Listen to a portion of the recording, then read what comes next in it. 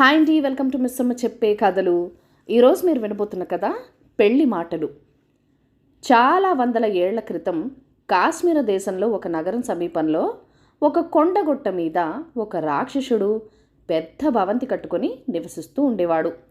అప్పట్లో అలాంటి రాక్షసులు ప్రపంచమంతా అక్కడక్కడ ఉండేవారు.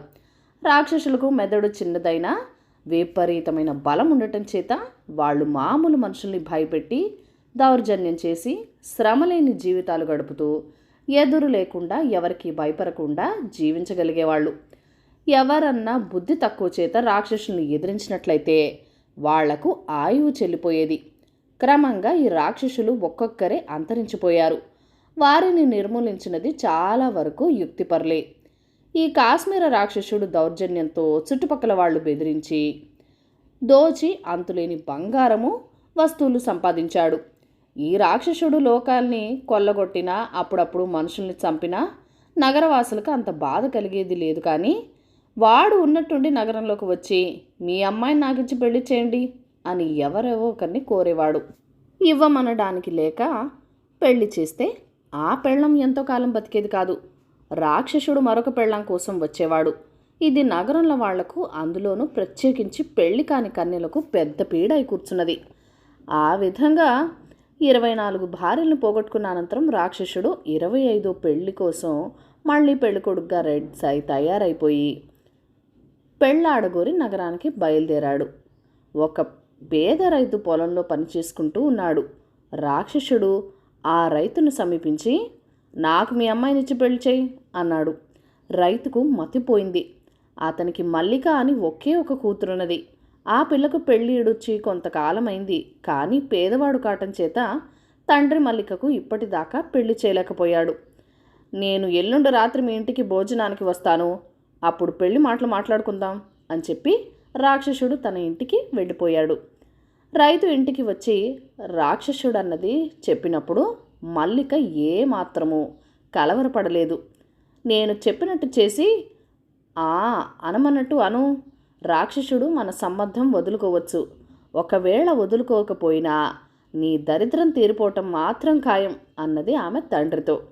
మల్లిక సలహాపై ఆమె తండ్రి తన దగ్గర ఉన్న డబ్బంతా ఖర్చు చేసి బోల్డని వంట కుందేలను, ఒక పీప ద్రాక్షసారాయిని సంపాదించాడు.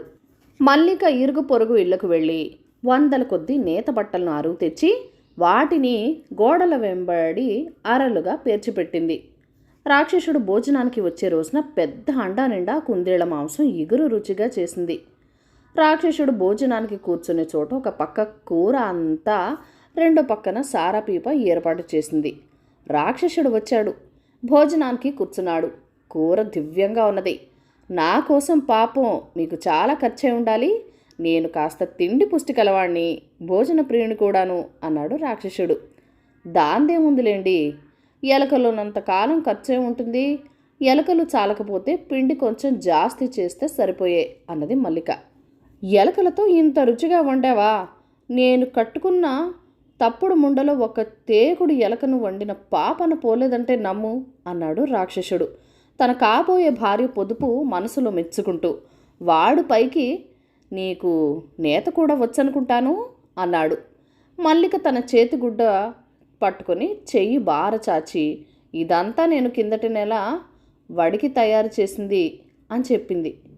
ఆమె చెయ్యి చుట్టూ అమర్చిన బట్టలు దొంతలకేసి చాచి ఉండటం చేత ఆ బట్టలన్నీ మల్లికే వడికి నేసిందనుకున్నాడు రాక్షసుడు. వాడికి మల్లిక మీద కలిగిన సదాభిప్రాయం రెట్టింపైంది.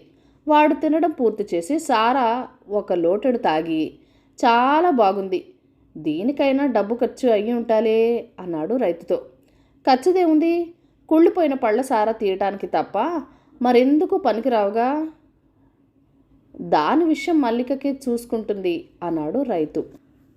కుళ్ళిన పళ్ళ నుంచి ఇంత మంచి సారా వస్తుందని నాకు తెలీదు. మేం వాటిని పందులకు వేస్తాం. మల్లిక కాపురానికి వచ్చాక ఆ పద్ధతి మార్పిచ్చేస్తాను. మీరు కట్నం ఏ పాటు ఇవ్వబోతున్నారు అన్నాడు రాక్షసుడు. మల్లికే పెద్ద కట్నం, ఇంకా వేరే కట్నం కూడానా? అది కాపురానికి వెళ్ళిపోతే నాకు చాలా నష్టం వస్తుంది, అందుచేత దాన్ని చేసుకోబోయేవాడు నాకే పొద్ద మొత్తం ఇవ్వాల్సి ఉంటుంది. ఆ ఊరి పెద్ద షావుకారు భార్య పోయిందిగా, మళ్ళీ పెళ్లి చేసుకుందామని ఆలోచనలో ఉన్నాడు. మల్లికనిస్తే కోరినంత ఇస్తానని అక్కడ ఎక్కడ అన్నాడు కూడాను అన్నాడు రైతు. రాక్షసుడు కోపం వచ్చి, నాతో అంటున్నావా ఈ మాట? నేను నీ కూతుర్ని బలవంతాన ఎత్తుకుపోయి పెళ్ళాడితే నన్ను నువ్వు ఆపగలవా అన్నాడు. అంటే నీకు మల్లిక సంగతి ఏమీ తెలియదన్నమాట.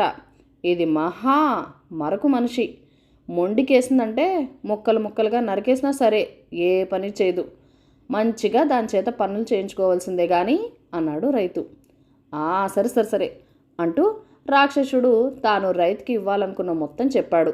చాలదు, దానికి రెండింతలైనా పని జరుగుతుంది అన్నాడు రైతు. రాక్షసుడు ఆలోచించాడు. మల్లిక కోసం తాను ఇచ్చేది తిండి కింద తాగుడు కింద త్వరలోనే ఆదా అయిపోతుంది. ఎంత ఇచ్చినా నష్టం ఉండదు. ఇలా అనుకున్నాడు రాక్షసుడు. తాను మొదట ఇస్తానన్న దానికి రైతు అడిగిన దానికి మధ్య ఇంకో మొత్తం చెప్పాడు. రైతు రాజీపడి ఒప్పుకున్నాడు. అతను యావజ్జీవము సుఖంగా బతకటానికి డబ్బు చాలను. సరే, రేపు ఈ డబ్బు తెచ్చి ఇచ్చి మల్లికతో మాట్లాడండి. అది ఇప్పుడు పడుకొని నిద్రపోతున్నది అన్నాడు రైతు. మర్నాడు ఉదయం రాక్షసుడు సంచిలో డబ్బు తెచ్చి రైతుకిచ్చాడు. మల్లిక వాడితో మాట్లాడుతూ, నన్ను పెళ్లి చేసుకునేవాడు నా కోరికలు 2 చెల్లించాలి. కాపురం పొదుపుగా జరపగలిగినందుకు నాకు కొత్త ఇల్లు నేను చెప్పిన మోస్తరుగా కట్టించి ఇవ్వాలి. రెండోది ఏంటంటే, ముసలమ్మ బాతులు ఈకలు పీకేటప్పుడు తాజా ఈకలలో నాకొక పరుపు తయారు కావాలి. నేను సుఖంగా నిద్రపోనిదే కష్టించి పని చేయలేను అన్నది. ఇంకా నగా నట్ర అడగలేదే నయం అనుకున్నాడు రాక్షసుడు. మళ్ళీ మనుషులను పెట్టి కట్టిస్తే కూలి డబ్బులు దండగని రాక్షసుడు మల్లిక కోరిన ఇంటిని ఆమె చెప్పే విధంగా తానే కట్టాడు. ఇంతలో శీతాకాలం వచ్చింది.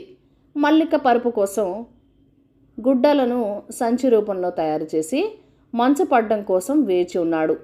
మంచు పడడం ప్రారంభం కాగానే ఆ ప్రాంతాల వాళ్ళు ముసలమ్మ బాతులు ఈకలు పీకుతుంది అంటారు. త్వరలోనే మంచు కూడా పడసాగింది. బాతులు ఈకలు రాలుతున్నాయి. ఏర్దుగాని రా అని మల్లిక రాక్షసుడికి కబురు చేసింది. వాడు వచ్చి మంచు పడుతుంటే చూసి, ఎలా ఏరడం అన్నాడు. మందమతి పార తీసుకొచ్చి ఈకలు ఎత్తి ఆ సంచుల్లో వేయి అన్నది మల్లిక. రాక్షసుడు మంచుని పారతో ఎత్తి పరుపు సంచిలో వేస్తుంటే సగానికి సగం అప్పటికప్పుడే కరిగిపోతూ వచ్చింది. ఎలాగైతేనేం సాయంకాలం అయ్యేటప్పటికి సంచి నిండింది. మల్లిక సంచి మూత కొట్టేసి, ఈ మంచు పరుపు మీద దుప్పట్లు పరిచి ఈ రాత్రికి దీని మీద పడుకొని ఎంత సుఖంగా ఉంటుందో చూడు, రేపు మనం పెళ్ళాడదాం అన్నది. అలసి ఉన్న రాక్షసుడు ఆ మంచు పరుపు మీద పడుకున్నాడు. వాడు ఎంత ప్రయత్నించినా ఒంటికి వెచ్చదనం మటుకు కలగలేదు. పరుపు తీసి పరిచిన దుప్పట్లు తడిగా ఉన్నట్టు కూడా వాడికి తోచింది. మర్నాడు తెల్లవారి లేచేసరికి రాక్షసుడు శరీరమంతా తీవ్రంగా బాధ పెడుతున్నది. ఎముకల దగ్గర నుంచి సలులుతున్నాయి. కదలడానికి కూడా వాడికి తాగిన బాధగా ఉంది. పరుపేమో సగం కరిగిపోయింది. లాభం లేదు. మల్లిక సమర్థురాలే కానీ ఇటువంటి పరుపు మీద పడుకుంటే నాకు చావు తప్పదు అనుకుని రాక్షసుడు ఇంటికి వెళ్ళిపోయాడు. మల్లిక వచ్చి పెళ్లి చేసుకుందాం పట్టు అంటుందేమోనని వాడికి హడలు పుట్టింది. రాక్షసుడు వెళ్ళిపోయాడని తెలియగానే మల్లిక రాక్షసుడి ఇంటికి తన తండ్రిని పంపింది. రైతు రాక్షసుడి ఇంటికి వెళ్ళి పెళ్లి కూతురు కనిపెట్టుకుని ఉన్నదని లోపలికి కబురు చేశాడు. నా ఒంట్లో బాలేదు, పెళ్ళాడలేనని చెప్పు అని రాక్షసుడు రైతుకి తన నౌకరు ద్వారా కబురు పంపాడు. ఆ నౌకరు తిరిగి వచ్చి వాళ్ళ అమ్మాయికి ఆశాభంగం కలిగించినందుకు పరిహారం ఏమిచ్చుకుంటారో అడగమంటున్నాడు రైతు అన్నాడు. కట్నం ముందుగానే ఇస్తిని, ఈకల పరుపు వేస్తిని, ఇంకేం కావాలట అన్నాడు రాక్షసుడు. నువ్వు ఈకల పరుపుని అప్పచ్చిలా చేసావట, ఇంకొన్ని బాతుల ఈకలు ఏరిపెట్టాలట అన్నాడు నౌకరు తిరిగి వచ్చి. మన దొడ్లో ఉన్న బాతులన్నింటినీ తోలుకుపోయి ఏ గంగలోనన్నా దూకమను, మారు మాట్లాడితే విరుచుకు తింటానని చెప్పు అన్నాడు రాక్షసుడు తన నౌకరుతో. ఆ మాట రైతు చెవిన పడిన మరుక్షణం అతను బయలుదేరి వెళ్తూ రాక్షసుడు బాతులన్నింటినీ తోలుకుపోయాడు. రాక్షసుడు ఈకల పరుపు దెబ్బ నుంచి తిరిగి కోలుకోనే లేదు. వాడింకెవరి అమ్మాయిని పెళ్ళాడతానని కూడా అనలేదు. మల్లిక మాత్రం రాక్షసుడు దబ్బుతో స్థితిమంతురాలై తనకు తగిన భర్తను సంపాదించుకొని సుఖంగా జీవించింది. కథ కంచికి మనమింటికి. ఈ కథలను లైక్ చేయండి, షేర్ చేయండి. మన ఛానల్ని ఫస్ట్ టైం చూస్తున్నట్లయితే కనుక ప్లీజ్ సబ్స్క్రైబ్ చేసుకొని మీ సపోర్ట్ ఇవ్వండి. మీ అమూల్యమైన ఫీడ్బ్యాక్ అండ్ సజెషన్స్ నాతో కామెంట్ సెక్షన్లో కూడా షేర్ చేసేయండి. Thank you for watching. Bye bye.